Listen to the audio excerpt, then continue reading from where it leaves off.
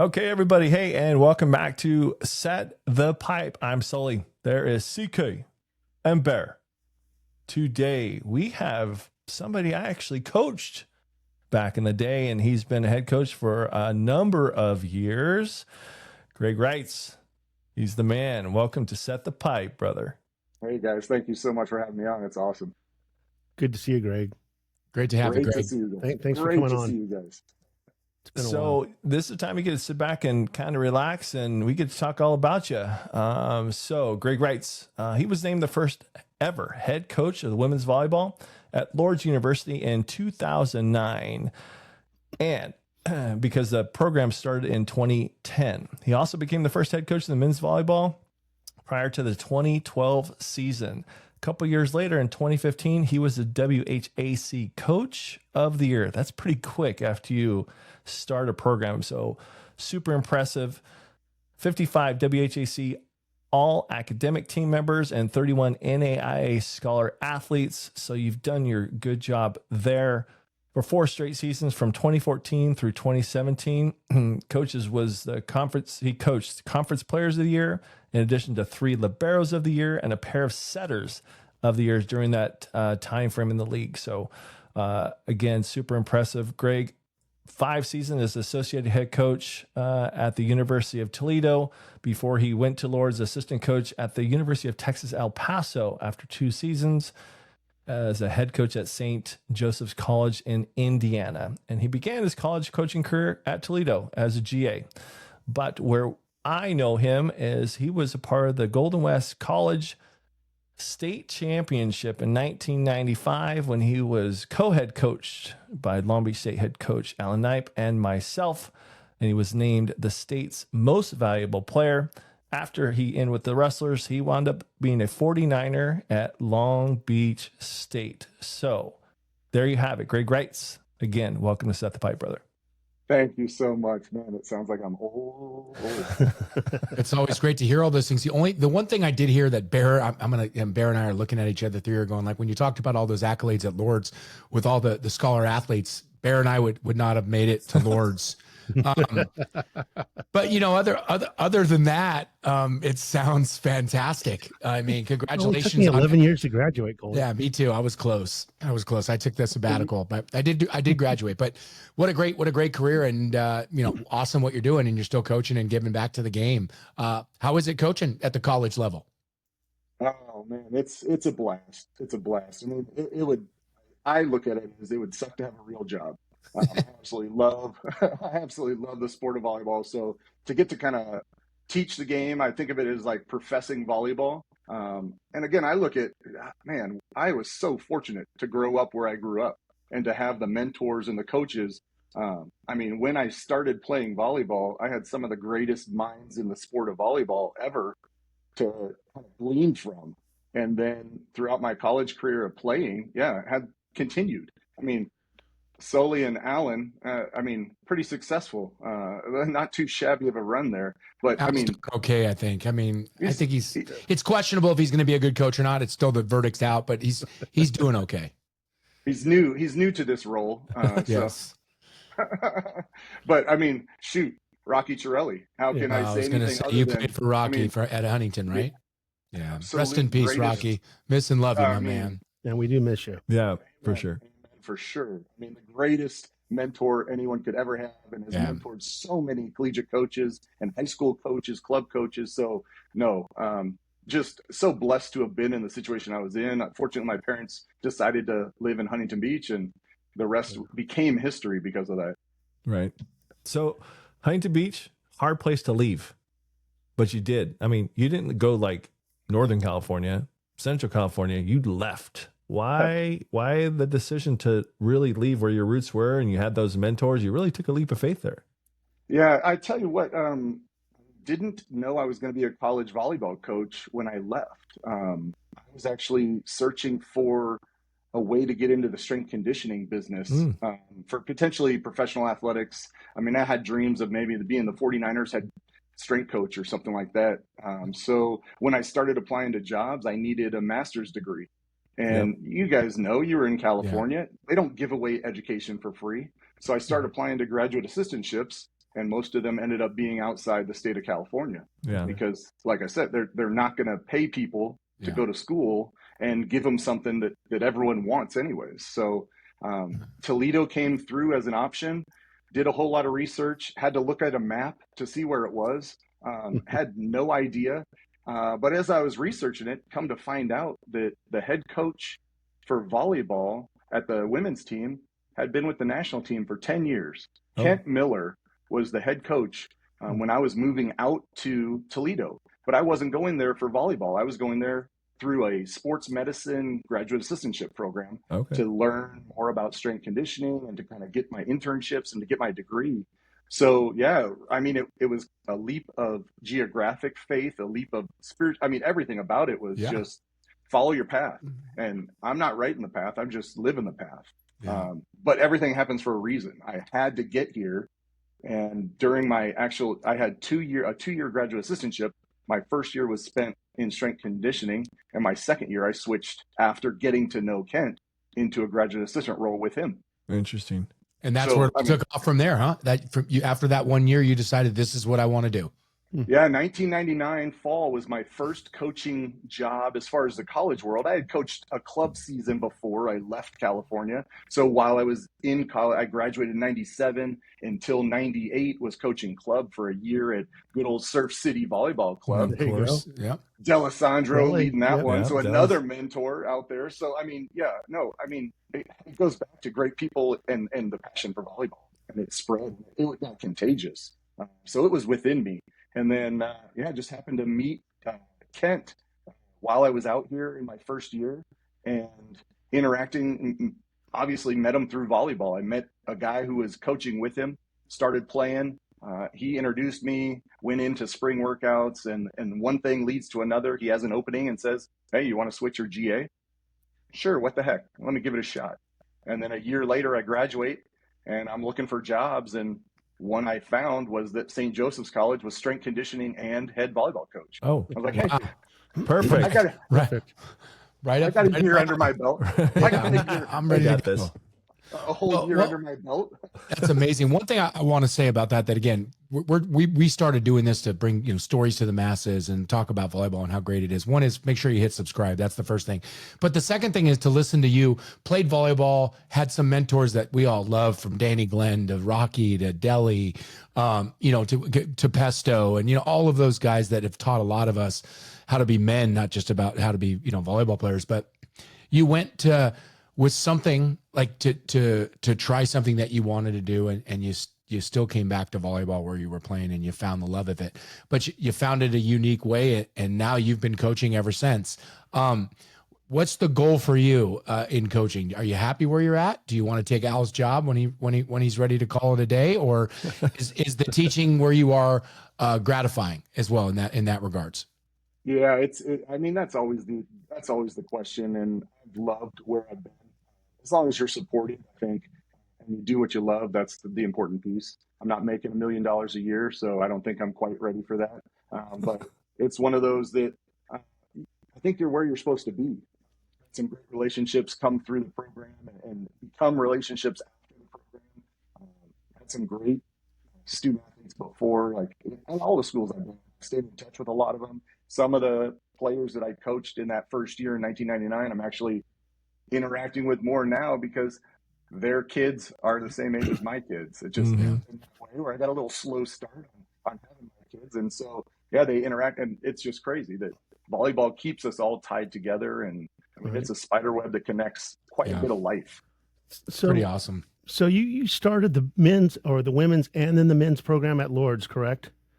Can you go into a little of the details on how you start a program? I did it at Santiago at a JC, and there's a lot that goes on behind the scenes. Can you go into that a little bit? Yeah. The crazy thing was I was hired at Lourdes at the same time a men's basketball coach was hired. So it was the two of us starting athletics while starting our teams. We were the first two sports that they added. A little bit later, before we actually fielded our first teams, they added men's and women's golf to join us. So in that 2010 fall, we opened up with 4 sports. But volleyball, women's volleyball being a fall sport, we got to be the first ones. So, I mean, it is elaborate as looking for what association are we going to be part of, because they hadn't really planned it out. It was, if we pick something, which we're in the NAIA, so not the NCAA, and you know, Barry, you were part of it quite a bit over the I years coached in at women's Hope. and men's. Yeah. So, well, you were at Vanguard as well, right? Yeah, I did. Yeah, I Volleyball. coached Vanguard for a couple years How as do an you forget assistant. that, Wow. Bear? Yeah. Like, how do you Don't worry. forget that? You're right. I'll remind you. I remember. Thank you. Yeah, no, I helped him volunteer there. I'm like, this is your best year of your life. What are you doing? Hence the reason why we wouldn't be getting into Lourdes. Like I mentioned at the beginning of this thing, there's a lot of things Bear and I are good at, and there's a lot of things we're not. And I don't think schools A lot will of know. things we're not. Just saying. Anywho, Proper I love you, recruiting, Bear, and you know it. Yeah, but I mean, it was like laying the foundation of the entire thing. So just starting a volleyball program is one thing. I mean, we need to get some poles, we need to get some balls, we need to get nets and all that kind of equipment. But we need to decide what type of students are we going to go after, what type of characters are we going to go after, what type of student athletes are they going to be athletes? Are they going to be like? So all of that kind of built into it. I mean, it's crazy to think back at 2009 to 2010 of the recruiting process. But I mean, one of my first recruits was a Division I transfer who was playing junior college for Chris Costi, if that name rings a bell to a few of you as well. So he was coaching a girl who had transferred from a D1 school, and he was up in Idaho coaching a junior college. And she's from Alaska, and now she's a godmother of my youngest child. And no kidding. The other day. So, I mean, you never know what you're going to come across. I mean, that provides, I think. So it sets you in the right direction. And when that happens with regards, like what Bear was saying, because I'm curious, you obviously are getting the administration support. The athletic department is having some form of a budget for you to start a program, correct? So you have that. Is that a fair statement? Yeah. So they're gonna field athletics. They were starting athletics for the school. The school had never had athletics. Okay. The school was a non-traditional school, a commuter-based school. Didn't have housing. Didn't have really a food system. Didn't have any athletes on campus. And you fit right in Long Beach State and Northridge. I mean, gosh, you were at home. Wow, sounds familiar. Just kidding. We all four of us went to state school, so we know the commuter school of SoCal. But sorry, I interrupted you. That's exactly true. And when I first started recruiting, I said, well, yeah, I can get you. Yeah. 2.0. We'll get you in here. We'll see what we can do with you. So then it was just a start. Yeah.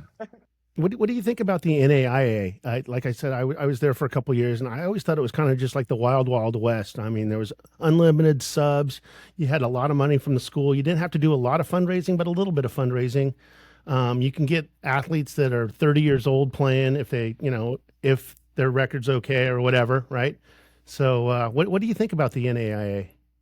Yeah, there's a lot of rules that I think could be maybe funneled down a little bit, maybe to make it a little more close to the other associations and kind of the other rule books that happen.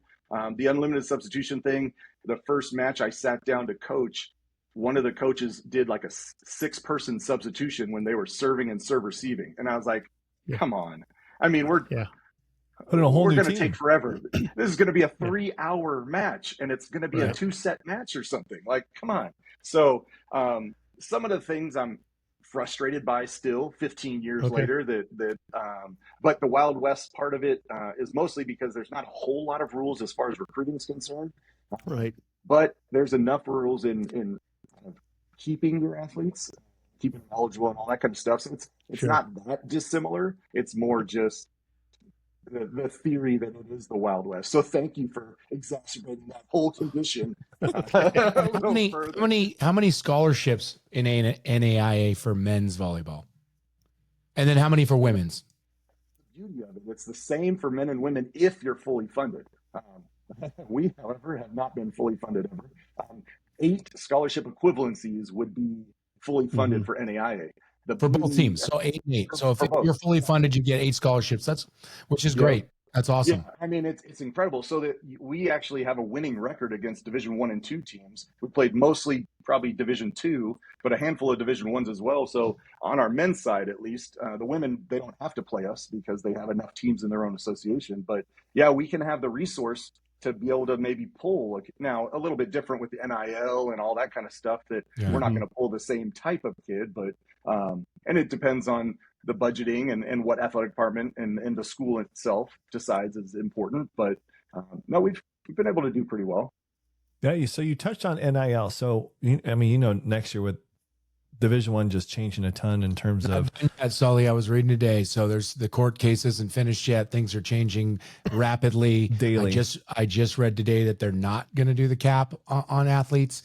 That was one of the things that one of the judges asked to have it pulled back out. So that was just today. So cap as an 18, you can have as many as you want. That's what they were saying. They were trying to remove the cap. It's all this. It's going to stay in the court for a little while, I think. So I didn't mean to just jump in on that, but I literally just read it about an hour ago. Yeah. So what I was getting to is, since you guys do have rules, are you guys like saying la la la la la? That's you guys. That's the NCAA. We have nothing to do with that. We're steering our own ship. Are you kind of waiting on what's going on in the courts? I mean, you've been doing it for a long time, so I would think you have a pulse on what's going on, Greg. So what's your insight on that from an NAIA perspective? Yeah, actually, my look on the men's side was hopeful. I mean, regretful that if they did put a roster cap, just be as a former player, that you don't want to see it limited. I mean, it's a sin to do that to them. Agreed. But then to me, as a greedy coach in the NAIA level, to say, hey, there's a lot of guys that are going to be playing on those rosters. Yeah, right. Yeah, they're going to be good enough to play somewhere. Yep. For Pete's sakes, and that's what I told Al, just send me a few of them. Read all of them, just send me a few of them. But I mean, and that's the thing, like it's in flux. So until that's decided, we're not going to know how we're going to work with it or work off of it. But I mean, we try to do the best we can with what we've got and see what happens. You guys have money? Are they allowed to get NIL and NAIA? Is that different than the NCAA or the rules? Theoretically, but they got to do a whole lot of work on their own. We don't have collectives. Yeah, so it was what it was supposed to be, which is go get your money based off of anyone that wants to pay you outside of an actual alumni forking over the cash. And that's definitely more of it. Yeah, and that's great. And again, I've always said, and I've said this on the show probably almost 20 of the 22 episodes, that every kid deserves it, but they don't deserve. I shouldn't say that. Every kid deserves to be paid, but they should be getting paid for that, for their name, image, and likeness. And if we do want to pay with the revenue, and they're doing, which they're going to do, great, then there should be contracts, and it should be more of a professional league, and it is what it is. But if you're not going to do that, the way it is, it's destroying people, and it's a struggle for so many. So good that the kids can still make money off of themselves. Bet on yourself, be an athlete, go get on a Wheaties box and get paid. I mean, that's really up to you, or get 1 million followers like other people do and make it that way.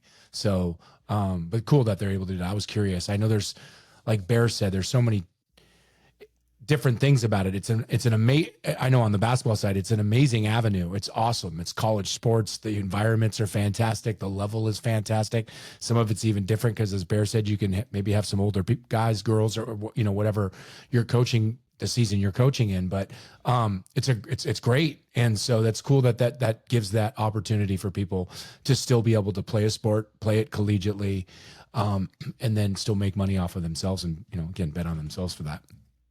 Yeah, they just have to work. They just have to hustle. Mm-hmm. And now it's doing camps and things like that, doing T-shirt promotions, and I mean things that anyone would be willing to do. And back in the day, it happened. So I mean, it's just now it's legal, and they just have to go out there and work. So if that's how they want to make a job, then that's fine. So good for them. We haven't had too many of them, other than kind of the camp thing. They can run their own camp and not get in trouble for it. So that's kind of cool. Because then they get to teach, and they get to feel that. Kind of that, wow, it's kind of nice to share my knowledge with other people and not think I know everything, but and give back to where they started. That's an important piece. That's what's so cool about all these professional leagues. Most of them aren't starting in the middle of Los Angeles trying to play downtown, so they're playing in these towns that really appreciate volleyball, and it's been great to see all these well, they're women, but to hear about them as young girls going to these high schools and now coming back playing professional in their city, in Omaha or in Madison or wherever it would be, in all these places. It's just so cool to see that's available for that. Hey, Greg, it'd be really cool. Too, by the way. We're trying. We're trying, and yeah, I mean, I'd love to hear that from your side too, coaching men in the NAIA. How big is that on the growth level? Like, how many teams roughly are in it, and is it need to be coincide with the NCAA for growth, or is there a way for you guys to blow it through the roof and give them a model to see how it's done? Yeah, that's a tough thing. So we are at about 70 teams Okay. across the country. But when I started, gosh, it was probably about 25 to maybe just under 30. So there's been some pretty remarkable growth, but we've 3X. plateaued because there's a lot of teams out in California that started as NAI and switched to D2 pretty quickly. The Concordia Irvines, the Vanguards now, and Menlos, and quite a few of them that started at NAI and said, oh, wait, we're paying a lot of money to go somewhere else. Why don't we just play the teams that are here? And it makes sense. Yeah. There.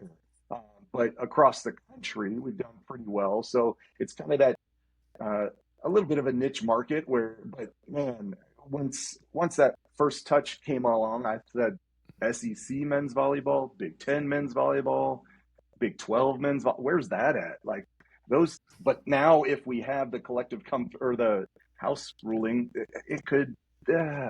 I don't know. It's scary. It is. We talked to Alan about it. We talked to Nygaard about it. We talked to Theo, Northridge, Long Beach, and USC coaches, Hawks too at UCLA, and all four of them. It's on their minds. I mean, because they're not just going out to try to recruit the next best high school kid and coach. They don't know if they're going to be able to have, like UCLA, what they've always been known for, to have 45 guys in the gym, and their third court could beat, in our days, the third court literally could beat half the teams in the NCAA.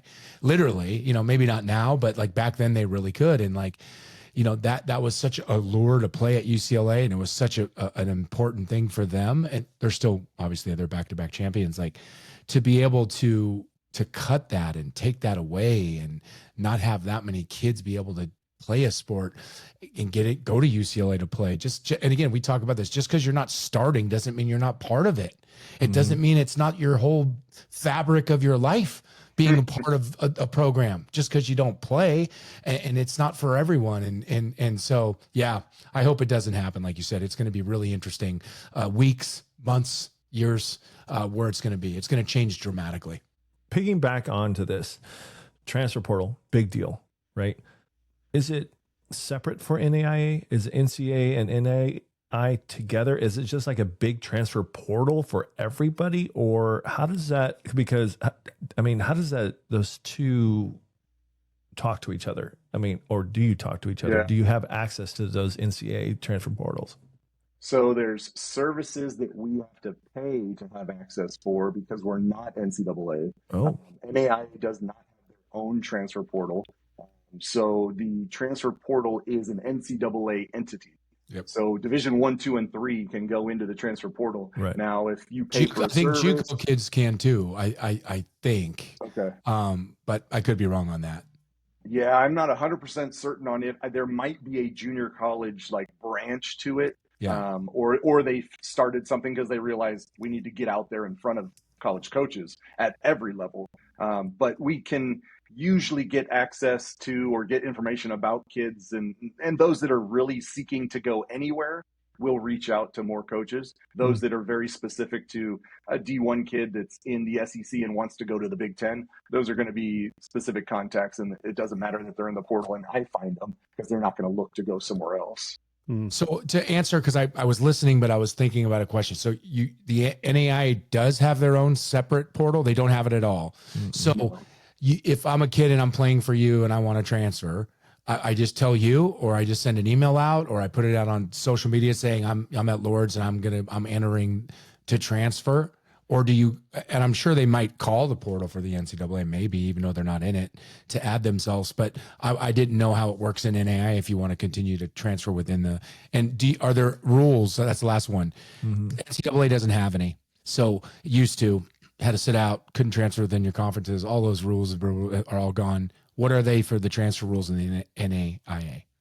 Yeah, the main things, like for us as coaches or as athletic departments, if we get contacted by someone who wants to transfer, we have to reach out to their school just to inform them that we've been contacted within a certain 10 days, a 10-day window of initial contact. Right. Let them know we've been contacted, but that's really it. And then we can freely communicate. Okay. If they're within conference, we actually, it's a conference by conference thing. Our conference says, no, you cannot transfer within conference without sitting out for a year. But that's a very specific conference rule. Not all conferences will share that. So we do have, so that's where NCAA is the Wild West. What are you talking about? You can freely transfer from school to school, right? But NAIA still has, it's kind of a values-driven association a little more so. So it's usually, hey, coach, I'm thinking I could find a better home. Okay, great. Well, you need to talk to our athletic director to make sure they know. And then when you reach out, they're going to have to reach back out so that you stay eligible and you don't step on any foots. Really, it's you gotta do things right. Is kind of the goal. And if someone wants to leave and they come in and they talk to you, okay, let's see if we can help you find a better home. But if someone says, oh, by the way, I'm out, well, good luck. So it's one of those.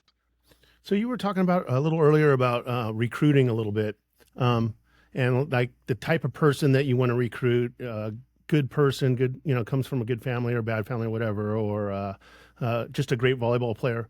But I remember when I was coaching at Hope, I had a lot of players coming in from junior college. So they were only there for like 2 years. Now, are you looking for like JUCO players? Are you looking for kids that are coming from high school? Do you have them for 4 years? Do you have them for 2 years? What's your recruiting? Like, what are you looking for? He's looking for Nikolov to come down next year from Long Beach. He looking just for texted players. out. Or Like Coley. Coley may still have a year eligibility with him. That's what No. I considered. I assume after football that you said, you probably didn't play all 4 years. I'm Coley. I have done. 1 year left, by the way, but that's a whole other story. No, but go ahead. So, Bear, I think a great question. Great question. So we used to play together too, Yeah. Greg, a long time ago. So you know what I used to be able to do a little bit. I do know. I have that on my notes still. So You stuck me in the middle, but that's okay. It's all good. No bitterness at all. So did these Ray. years. So did Ray. Oh, Ray. So, I mean, I have a special spot in my heart for junior college, obviously, with Sully and Allen playing there. When I was starting the program, I had to look there. And I look there as consistently as I can. The problem is I'm not in California. And like I mentioned, there was quite a few teams in California that started in the NAIA and could pull those kids that I wanted to pull, and they didn't have to leave. They didn't have to go away from their families. So it's been a little bit of a harder pull of late. But we've done pretty well. NAIA oftentimes will get some international players that come over, and if we can make everything work financially, then that fits. But no, I'm looking for the kid that fits where Lourdes is the school they want to be at. And so that's really what I've tried to do is whether we're at kind of a swollen roster or maybe even a little bit beyond what would be a comfortable roster. Hey, if they're going to fit in and they really love it and they want to be part of this and they're going to become part of this family, then why am I going to say no to them? Right. Sure. It's one of those culture things is if they're going to come in and help us in some way, whether it's a service ace here or there, or just being great morale, or just helping the GPA out. Every kid has a different, maybe Northridge should have done a couple of those, but every kid has a different purpose. So it's one of those, if they can grow and become a bigger, better person from being part of it, I'm going to hopefully give them a chance to do it. And if we can change things, I actually got a message from a kid who came and played for a few years and then left and wasn't the greatest student, did a great job, but he's got a great life right now. And he's got a second kid on the way, and just hearing from him and going, yeah, kudos to you. You're doing a great job right now. And you figure some things out. So, I get a chance. I get to take more chances where I'm at. I don't have to worry about if this kid's not helping me win a national title, I'm out the door. I get to coach. You get to make a difference, which is cool too. Yeah. That too. It's incredible. So, I say I don't have a real job, but at the same time, it's a job that I absolutely am passionate about because I love it.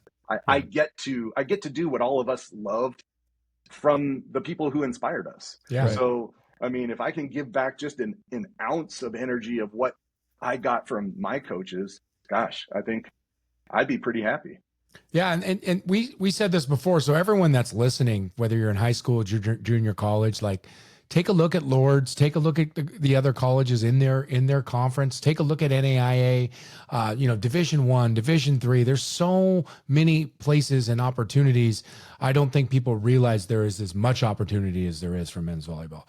We need a lot more. NCAA, if you're listening again, I keep saying it, we need more opportunities for men and boys volleyball. But go back to what I was saying, there still is a decent amount of options right now, more so than we ever had when we were growing up. So, I think it's great, that you're on here to tell your story, tell the NAIA story, and just promote volleyball, because you're making a difference. You're giving guys, like you just said, you just talked to someone that's about to have his second kid and he's successful in life. And that's, what you want, right? I mean, yeah, it's great to win, but that's what you want. That's what I miss about coaching, is watching, kids grow up and watching them become young men or young women, whatever, whoever you're coaching, and just watching them, be great people. So cool that you get to do that. And like you said, the mentors you had were pretty special, and to be able to pay it forward with folks like the one you just mentioned is great too. Yeah. No, it's awesome. So, Greg, about 4 or 5 years ago, we saw each other face to face down in Lindenwood. I think Long Beach State went down there. So you and Cooch, because Cooch's son was playing down there. And I mean, you were an undersized outside hitter, even in junior college, right? He could fly, though. He could fly. Ball control, right? Defense, all that intangibles that you don't see. But I got to tell you, have you walked up next to these Division I players? I mean, can you imagine, Greg? Greg, how tall are you? I'm about 6 feet tall. Yeah, 6 feet tall, and he's going to walk up to Nikolov and everybody else on those rosters in the top 5 and just be like, "Are you like what?" And I will say, I watched the BYU match the other night, and their best player on the court was 6'2" outside hitter, absolutely ripping balls from the back row when they set the pipe. Yep. But it's the pick. But we're going to say set the pipe. Set the pipe. It's just a lower pipe. It's a lower pipe. He was crushing balls. He was their best player. They lost into UCLA in 4, but he was fantastic. And it made me think, wow, like the little guy still has a shot, but just like you, he flew. I mean, he had to jump 40 Taylor inches, Crabb, right? Like, same thing, right? 6'3", maybe 6'2", NCAA player of the year. But just looking. The size, though, in general, is off the hook. I know where you were going. I mean, with just that, looking back when we were sitting there, and then now, I mean, they're beast. It's amazing. I mean, and do you get to see Division I very often? I know you go to tournaments and all that kind of good stuff, but are you just as amazed as us three are? Yeah. So the crazy thing is, just a few weeks ago, I went out to visit my family and spent a practice session with Al and watching the guys in the pyramid, and met a couple of the guys as I walked over, because Al had me work the scoreboard. Of course, when I'm there enjoying the practice, I got to get to work. Thanks, Al. That's too funny. No, it was awesome. It was awesome to be there. But seeing the little guys on the team, and I'm looking up at them a good 3-4 inches, going, "Wait, I thought you were just a little guy like me. Like, your little guys are huge." Yeah, they're massive. So, I mean, the game is evolved. I think all of sport has evolved. When my first team of collegiate athletes for women in 1999, I tell this story a lot. We had, I think, 2 or 3 6-footers. Mm-hmm. And now I feel like most women's teams have maybe 2 or 3 that are under 6 feet. I don't disagree. The game has just evolved. Just human beings are growing and getting so much bigger. And everyone's so much bigger. 6'8", 6'8", 6'9", 6'7" women that are super duper athletic, super duper. I wouldn't say court, just everything. You're just like, wow, they're just gnarly athletes at 6'8". And 6'8", when I was in high school, there was one person that was maybe 6'8", could barely walk. Right now they're all 6'8", playing on the left, swing hitting, running combos, running pipes out of the back row. It's unbelievable. At that size, is incredible. And the men are the same. Everyone's 6'9", 6'10". Tim Kelly was 6'10" when we played, and he was like the only guy that was even remotely close to 6'10". Nygaard was 6'8". There was guys that were 6'8", but Hilly's 6'6". Up 6'5", 6'6" was kind of way more the average. The average 6'8". Yeah, now it's 6'8", 6'9" is the average, right? Guys are all. It's just it's crazy. It's crazy. We had Sealy was at 6'5", and he had Lloyd Ball that was 6'8". But besides Seal's 6'7". Yeah, besides those two, though, I mean, before and after, it was a long time before you had those tall setters, and now it's like, okay, now you have 6'8", 6'9" setters. Crazy. And a lot of them. Well, think, too, to football. When you were a quarterback, and you were a big quarterback. I was. Very many 6'5", then. And now 6'5" is like, oh, might be a little small. You're not looking over that 6'9" lineman the same way you would if you were 6'8" or 6'9" yourself. In the NAIA game, just a quick talk about what we're talking about. How's the speed compared to the NCAA? Like, you're obviously younger than us because Sully coached you, but the game wasn't really sped up back in those days. It's gotten faster every year. Right now, it's off the chain in regards to how fast it is for both the men and women's game. How is it at the NAIA level? Is it comparable? Do you guys fit right into the NCAA? Where do you like sit in the speed and the way the game's evolved and level in general? Yeah, I think it's a competitive level for sure. Are we with the top 10 of Division I? Probably not, no. But are we trying to do similar things? Yes. And I would always say, like, how I equate the levels of volleyball, I'd say the serving velocity and the setting consistency or ability to locate from anywhere. Those are the differentiators of the best teams and the teams that are just kind of average. Yeah. So we're doing a pretty good job. Like, we've got a pretty nice group right now, and I think we're kind of coming together, which is kind of our goal. We're pushing into postseason this coming week. So to be our best now is kind of what we're hoping for. So I think we give some teams a run for their money, but we're not 6'8", 6'9" across the board. We've got a couple of them, like every other team it seems like out there. But so I think we can compete at sometimes. But yeah, the speed at which the top teams are playing and the consistency at which they're running those tempos, I think is the biggest difference. Yeah. You watch Moni deliver that ball, and it's that tempo all the time. And even Rosenfeld, I mean, watching Hawaii and Long Beach the last two nights, as hard as it is on the East Coast to watch those matches, I stayed up on Friday. I couldn't do it. Really? I had to watch this morning. Holy smokes. It was midnight my time when it started, so it's 1 a.m. your time. I'm a nut job when it comes to volleyball. Wow. I got the first set last night. I watched it this morning. I just didn't look at my phone, didn't look at anything, pulled it up, and I had to watch it. And unfortunately, I had to watch it this morning. Yeah. But, I mean, a great volleyball match. Yeah, and great crowd. 10,000 people. Yeah, both nights. Back to back. I mean, yep. 10,300. And they said since like 96, 97, when Uval Kotz was playing, maybe not the most legal player, speaking of NAIA, but no, it's just the level of play that's happening right now, I think is pretty incredible. We had 10,300 back in 93, but doesn't matter. Who played Northridge, then? Northridge, Hawaii, baby.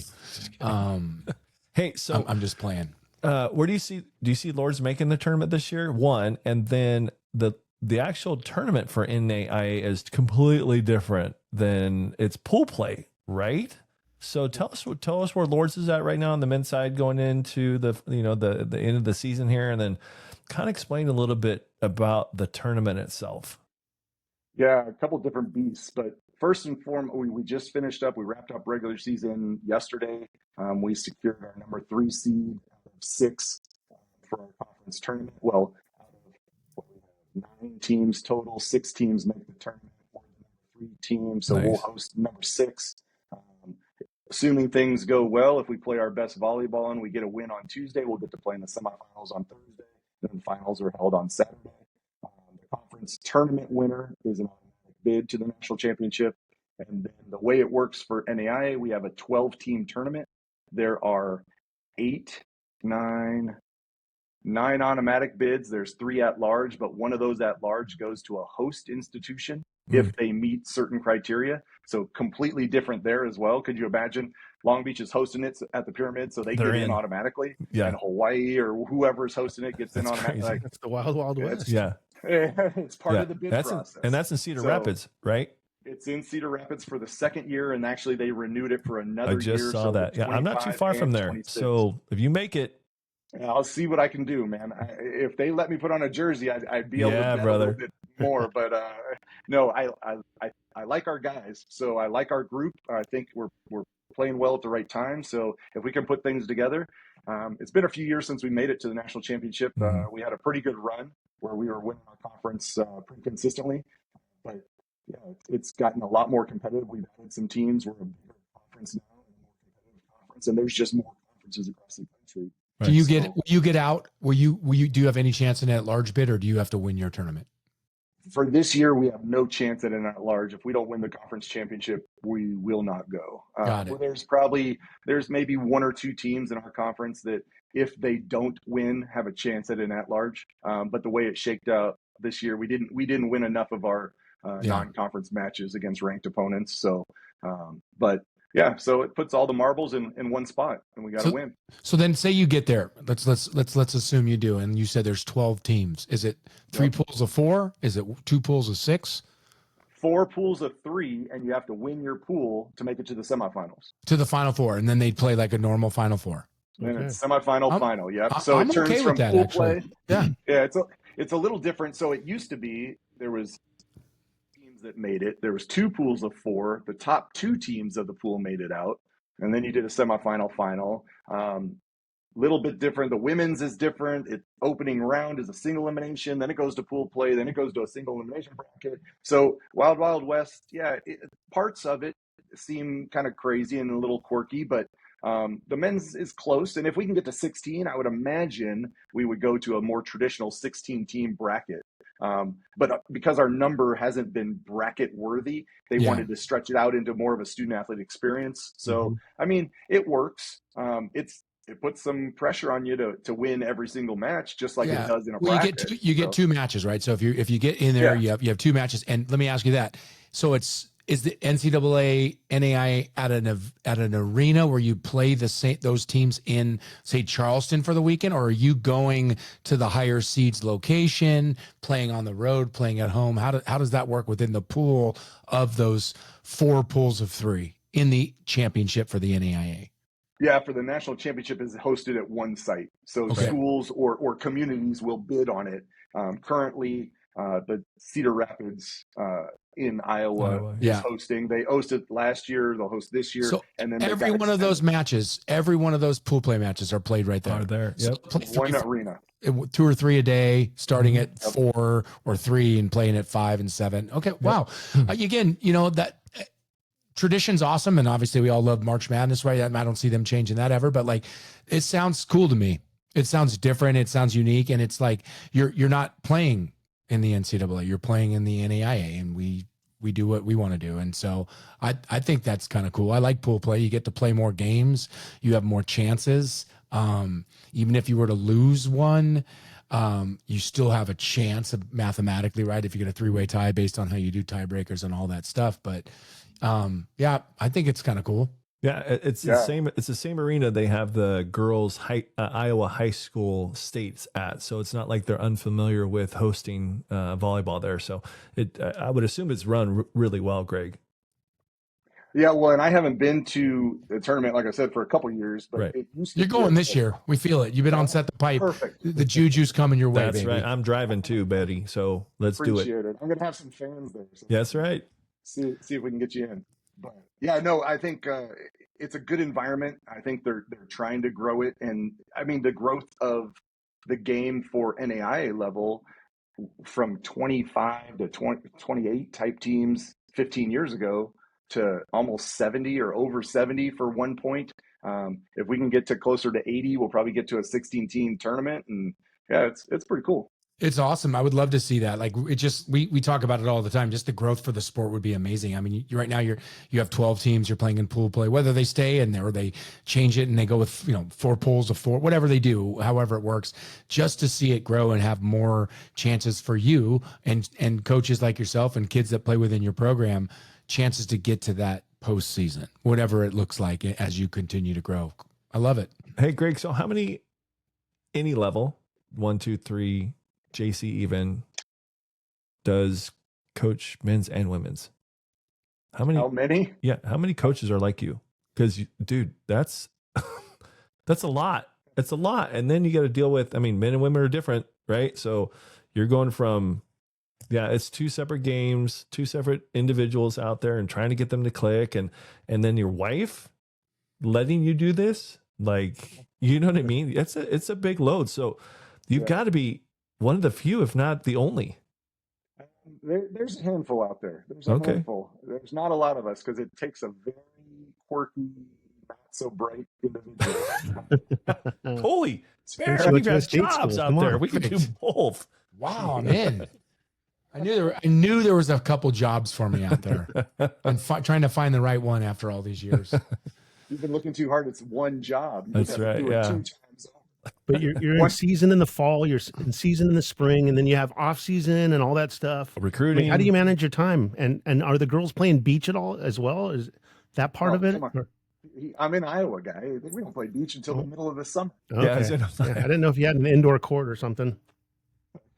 No, we don't have that yet. No, it's time management. It's off-season workouts in the morning, in-season workouts in the afternoon. Competitions are going to be based on the team that's in season. It depends on what our numbers are for off-season, on how many we have on our roster. Like for the women's, we just had 8 on our roster for the spring, so we didn't compete at all because we were too limited. Our roster wouldn't kind of allow us to be competing. So that saves a little time there, but at the same time, our men's season started. We started training, or we reported like January 2nd. And if we make the national championship for the finals, I think it's May 3rd this year. So that's the entire semester, which is Division I caliber. We used to have a little bit abbreviated schedule where we could start a little earlier and we ended kind of now would be our national championship. Yeah. But they pushed things back and we overlapped with the Division I last year, and then we stayed and they pushed back by a week. So we're the same as the beach championship. So it's just, it's a long season, but I mean, like I said when I started, there's harder ways to make a living. Coaching volleyball is pretty fun. It's for sure. I'm sure it is. And here you go. I'm sure I'm breaking the rules, or there's probably rules for this. But if there isn't, maybe you could start doing it. But like, do you ever have them train together? So they'll play a lot, kind of the non-traditionals, the grass, the sand, and stuff like that. The indoor on the women's net or on the men's net, not a lot. We actually, I had to coach through the COVID spring of 21, where we played both teams at the same season. Oh, that's right. So that was pretty unusual, where we played double headers, men's and women's double headers. So we would travel on the bus with teams separated by like a row or two, and then the men would play first and the women would play second, or vice versa, depending on who we were playing. And so that we practiced at the same time. One court was men and one court was women, and just try to do it that way and bounce back and forth. I mean, an absolute nightmare. I didn't think I was going to ever coach again after that. Because was there any coolness to it, like being on the bus with the men and the women at the same time and having them support each other? A reason I ask, because we don't need to go down the COVID. Believe me, you don't want me to go down that path. But I'm curious if there was any positives that could have. Not way like we're going to change it this way, because no one would want to do that. But was there any positives that helped your program for that? Do it because you are the coach of both during a time like that was so rare? I would say the number one thing, we could guarantee we had 20 fans in the bleachers on our road matches. True story. So like, you knew the team that wasn't playing first was sitting there before they had to go warm up and cheering on, and then the team that just finished was going to be there waiting for the bus to leave. So kind of cool, right? Yeah, that part's cool, and they were around each other a lot. Now we've been, again, I coach both teams, so most of the athletes are around each other. We've got several families that have happened from them getting to know each other and then going off and marrying, and so we've got some generations of Lourdes Gray Wolf volleyball players. Maybe that'll come back in another 15 years or so, but we'll see. But yeah, that's part of just the whole experience has been pretty incredible. Yeah. I would think we talked about this because Eric Sullivan, who's been, coaching at Texas for so long, just took over the women's national team, and really excited, to see what he does. And then Brandon Taliaferro, who's coaching the men's as an assistant for UCLA for the last few years under Sparrow and now under Hawks, is leaving the men's game to go coach the women's game and be an assistant on the USA Volleyball. And everyone was talking about, I was talking with a bunch of friends the other day about what influence will the men's game from Brandon immediately right now. Like Karch has that influence, right? But Karch hasn't been around the men's game he is now, but I'm saying in general. So Brandon's been around he's won 2 national championships in a row. He's coached with John Sproul, who's one of the best to ever do it. He's, all of that, now bringing it to the women's game. So that's why I ask.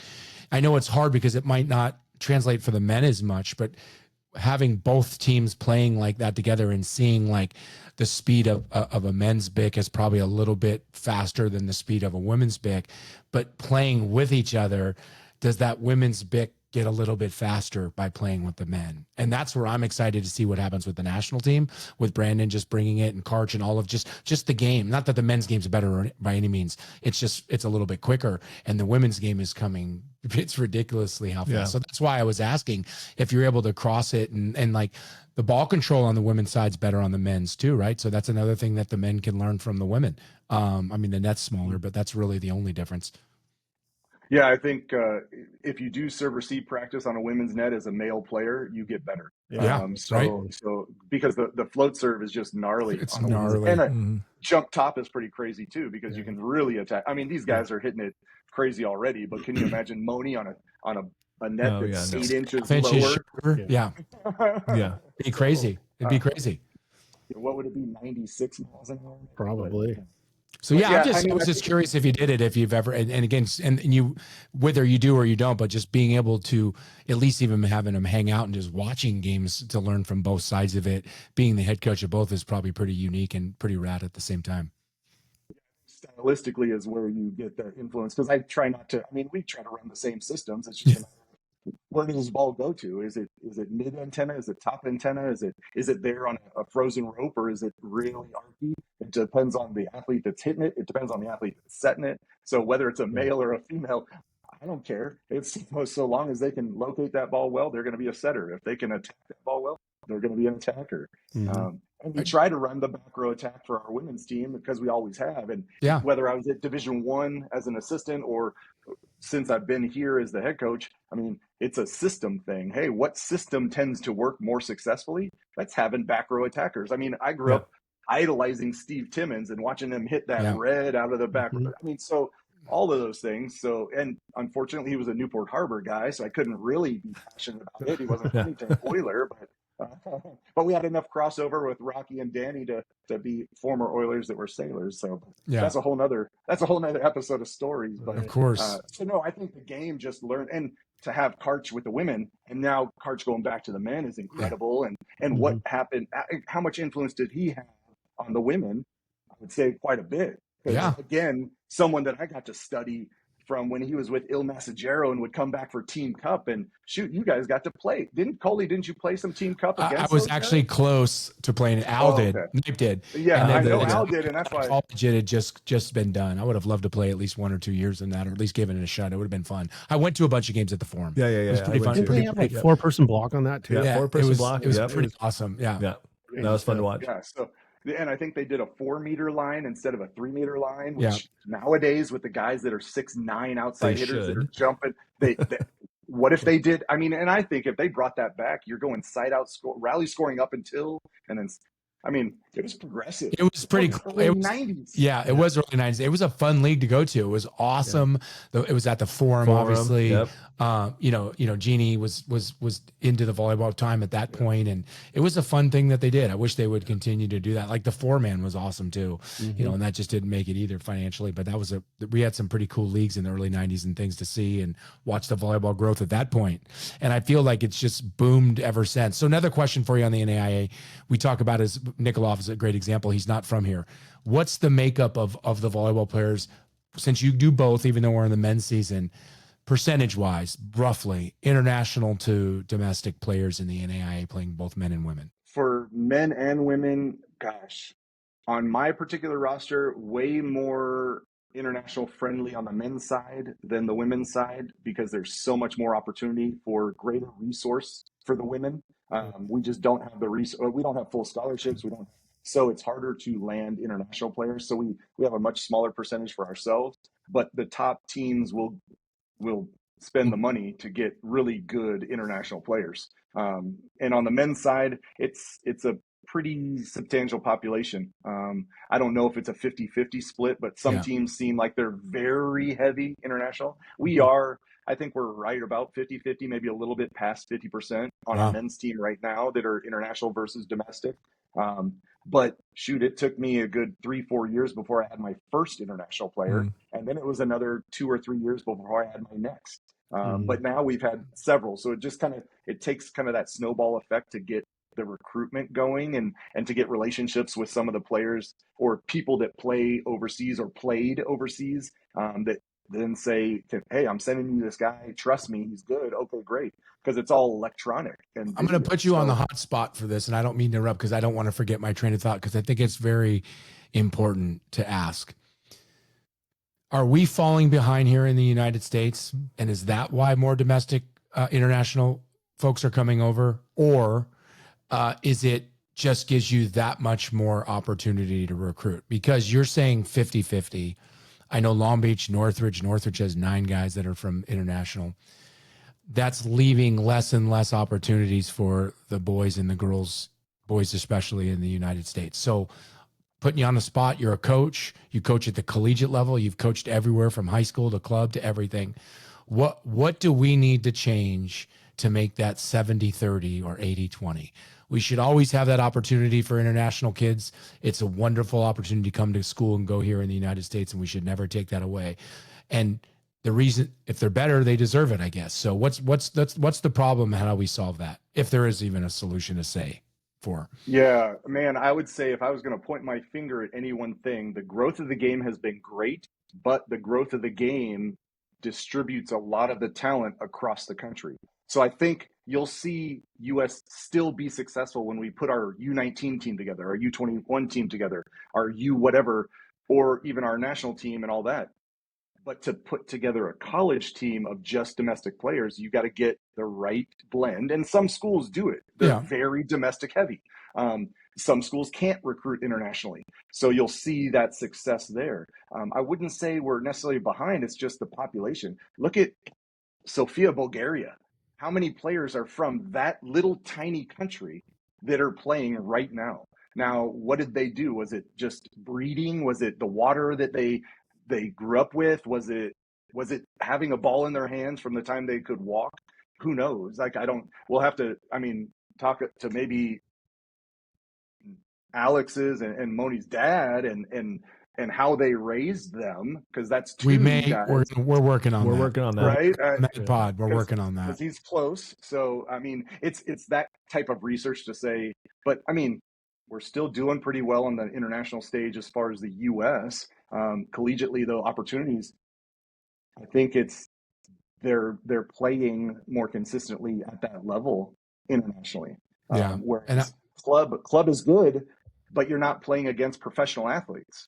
And overseas, they can play against a professional athlete in their club. So the answer is what I thought it is. And I had this talk with a bunch of people this weekend for club basketball, and I'm not going down that route like I always do, but just the fact of we're not training young kids at the game itself. We're just we're playing and competing. Yeah. And so I was talking to one of my best friends. She went to college with me. She's one of my wife's best friends, blah, blah, blah, was in the wedding. She has a bunch of kids that play volleyball. One's a daughter, plays in Colorado. The others, one plays at Northridge. One's going to play at Hawaii. And we had this talk the other day, and she asked me to talk about it on this show, actually. And that's why I asked you that question, because at Northridge, there's 9 international players. If we had 18 at the roster cap, that's half the team. That's half the team of Cal State Northridge. Mm. Not we're not talking Long Beach or UCLA. Northridge, I love Northridge. They moved up to 7th. They're back down to 9th or 10th, and they're making the playoffs one year. They're not the next year. Half the team is from a different country. So I see it on the basketball, but not nearly as prevalent. There's tons of folks in the NBA. That's been proven. But in college, you still have them, but it's a lot domestic. I'm wondering what we need to do to change that, because I don't want to see it start folks, because she said like she was being discouraged, and her younger son, who's a superstar, he's going to play. She was like, what's he going to do? The team that he's going to next year already has almost half of international players. And so, my first take was, which is gnarly because this is who I am. And Joy McKenzie, I love you, Joy. She said the exact same thing to my friend Heather. Have your kids get better. That's what we both said. Like, that was my first take, like, get better.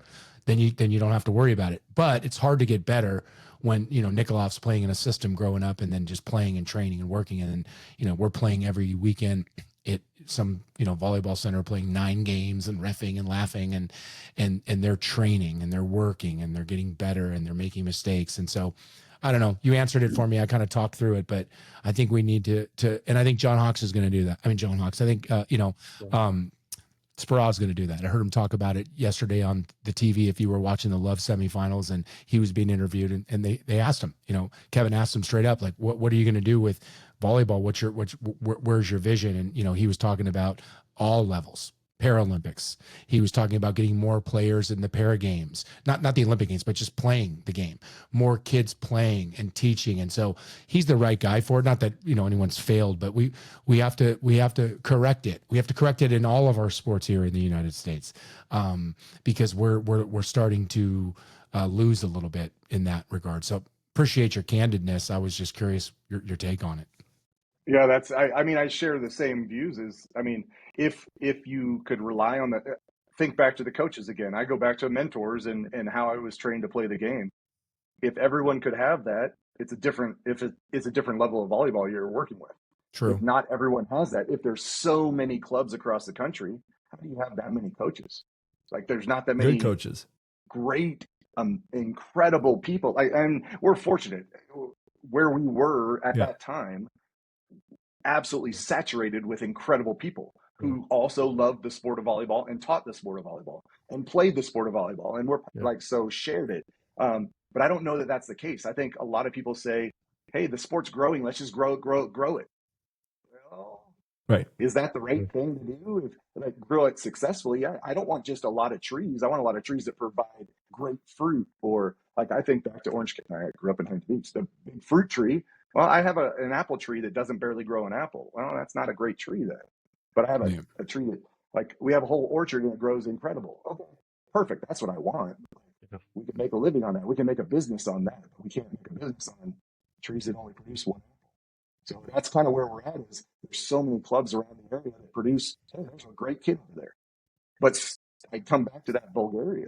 But we're watering that. But that's the problem, though, Greg. This is my problem. You actually set it up perfectly. The biggest issue I have with youth sports at the young level, is we're watering that garden that's producing one tree instead of watering the one over here, about the one that's blossoming. And that one might be kids just playing for fun at 9 years old, not traveling around the country. It's about being taught how to play. It's about watching on a Saturday with your mom and dad the Love semis and the Love finals and the PVA that's coming up in Vegas. And it's going to a Northridge game. It's if you live in your city and you're like, what are we going to do this weekend? Let's go watch a Lourdes volleyball game. Right? They have a chance to go to the tournament this year. That's the stuff that we need to be teaching instead of, I need to be on the ones team in this division. You're 10. You can't even really serve the ball over the court, like the net. Shouldn't we be focused on that? So much until maybe you're 14, and then you can, go to that point. But again, it's a tough one. I was just, I could talk about these for days. I really could. Hey, Greg, you brought up mentors. Sorelli, Danny Glenn, Al Knipe. There's got to be a story in there.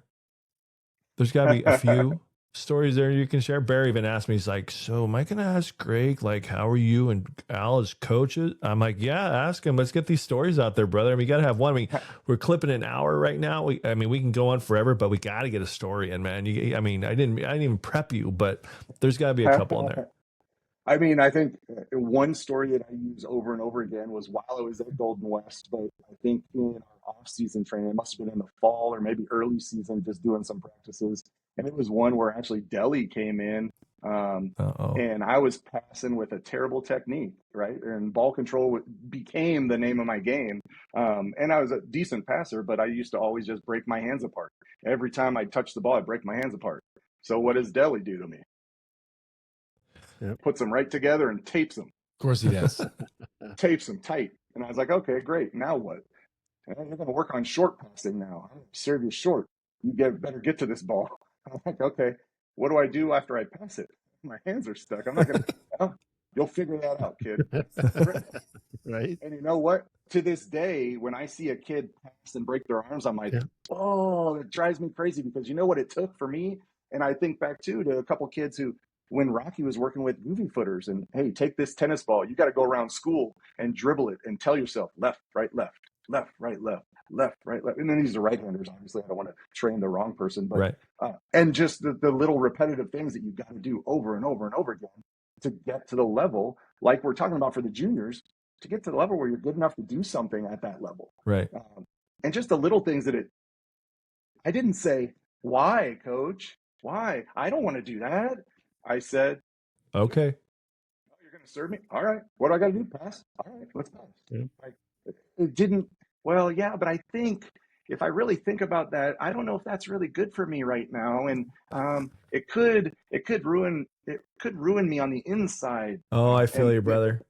Right. So that you. never, but I mean, back to, like you mentioned, the 9-year-olds playing. I didn't play volleyball really until I was in 8th grade. I played on grass. Me too. Middle school. Me too. And that was my first experience with, other than like neighborhood volleyball, which we always had a net up for 4th of July. We always had, and I was always around it, but for an actual team, 8th grade, but played baseball at 5 years old, soccer at 5 years old, played some flag football growing up, went into tackle football before middle school, into high school for a few years, played unorganized basketball, but slam dunk basketball. So I guess I learned how to jump a little bit. Hey, I want to go dunk at that ball. And those guys are older than me and bigger than me. What do? You got to jump more often. You got to jump higher. Eventually you can dunk it. And then, okay, let's raise that hoop up. Let's dunk it a little better. But it's the little things that the sport athlete, that passion to say, I just want to compete. I oftentimes before practices, we'd play organized. When the pyramid first went up, we're playing handball and going, there's beams where you got to play through. And well, if it hits that beam and it goes that way, is that legal? Is that illegal? Yeah, that's part of it. We're playing on this wall over here. That's part of it. Because we're playing a game. It's 1-on-1 across the net. Short court, cross court. What's the rules? You get 1 touch. You get 2 touches. You can't do this. You can't. All right, let's make up a game and play. And it was just play. So all of those things. Sorry, anecdotally, it all switched off topic, but I learned all these, just play from all those guys. But different kind of play, though. But you're playing to compete. No. You're making games up. You're not playing organized travel club. And again, we're all different, and those guys were different. Like, I'm not saying the kids, like even my own, cut from a different cloth on how those guys competed. I mean, you guys all know Deli. I mean, you didn't want to be anywhere near him if there was a loss, right? Like, he was ready to rip nets down. You had to take him outside the back, or it wouldn't have been pretty. Like, it mattered, and it still does, so much to you, to Deli, to Pesto, to Rocky, but it didn't ruin their lives and it didn't dominate their lives. But that's what's so great about the mentorship. But they had so much passion about winning and teaching, and all of us that learned from him, that played with him and got taught by him and had that same, kind of passion and vigor. Like, you just couldn't lose, right? Like, my wife walked out of a game yesterday, at an AAU game. Like, this is AAU. My kid's already committed. She was so angry. And I don't even do that anymore. Like, she just got up and left, with 2 or 3 minutes left. She was so angry at what we're talking about. The effort, just effort. Like, how the hell are you playing any sport at this level and not have effort? Like, what are you even here for then? Like, why are you even playing? Like, parents, why are you paying for it?